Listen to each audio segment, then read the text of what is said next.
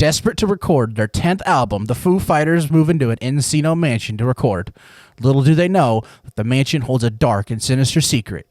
Dave Grohl is center stage in this horror comedy. This is Studio 666.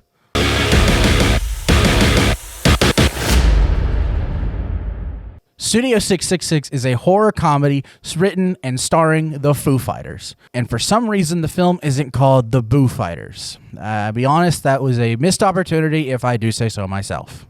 Now, this is a pretty silly movie, and albeit a pretty bad movie. But I'll be damned if it's not an entertainingly bad movie. This is a B movie in every sense of the word, and it knows it, and I can respect the hell out of it for it. Now, I'll be honest, the Foo Fighters themselves are not particularly the best actors in the world. The line delivery in this movie just consisted of being bad or just a slew of curse words just for no reason. And it's kind of bad, but for some reason I cannot explain, it works for a movie like this. I think out of all of the actors in the film, I think Dave Grohl delivers the best performance of all the Foo Fighters. As he's really the main character of the film, he gets the most screen time of the film, and he's the most affected by the house.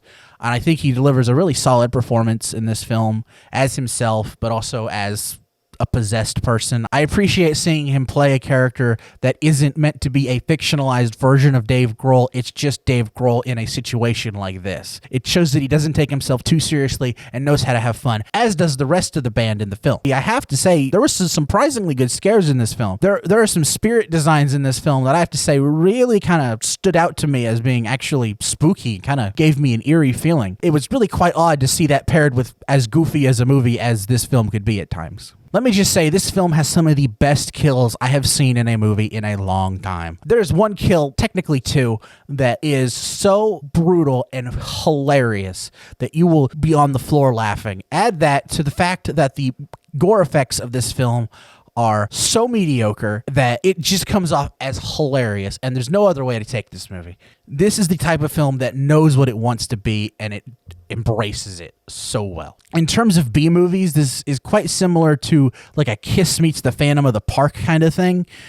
It's bad, but it is so entertaining in how bad it is. It's so worth the watch. At the end of the day, I think what makes me really enjoy this movie is that it shows that the Foo Fighters don't take themselves too seriously. They clearly know how to have a lot of fun, and there's some really good friends, if judging by this movie. You very rarely get the feeling of camaraderie in movies nowadays. Between this and Jackass, I have to say, it's just nice to see friends get together and make a movie, and I really appreciate that. If you're a fan of the Foo Fighters, horror comedies, or B-movies in general, I highly recommend you check this film out. You will have a fantastic time watching this film, even if it's not the most fantastic film ever. It is something else and well worth your time watching. Now, let me ask you a question. What band would you like to see make a B-movie like this? I think a Taika Waititi-directed Kiss movie would be so cool. I think Taika Waititi has a great sense of visuals, and I think there's a lot of lore to Kiss that I don't think gets explored a lot, in my opinion. And I just think that'd be a really neat movie to see. If you liked this video, please hit that like button and be sure to subscribe and make sure to ring that bell to make sure you're notified when my next review drops. Until next time, I'm Quentin Dunaway telling you to keep it cinematic.